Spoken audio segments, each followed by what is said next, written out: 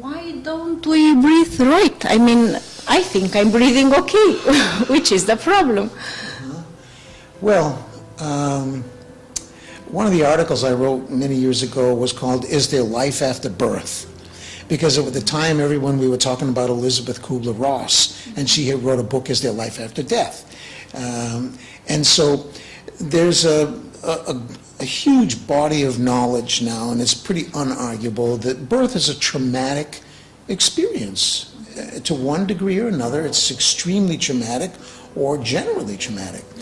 And so the first inhibition on the breathing mechanism can occur at birth, in the first few minutes of life when you're taking your first few breaths. And so it's possible from the very first moment to kind of get disconnected from the flow of breath. So you have to breathe or die. And so you don't have a chance to just relax into breathing and play with it and get to know it and start getting comfortable with it. It's a life or death moment. So you learn it enough to survive, and then you never go back and see if maybe there was more potential than you realize in those first few moments.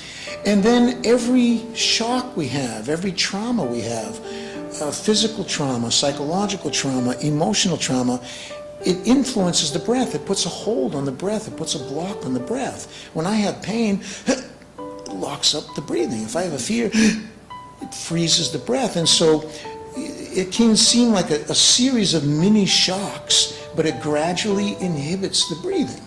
And then there are postural things. There are postural, people just assume postures.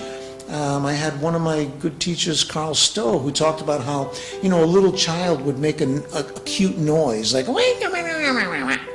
and when they make that funny noise, they're doing something to their breathing passages. And if they get a lot of approval for it, it becomes a permanent structure, and it interferes in the breath. And so, breathing is a behavior. Breathing is a behavior.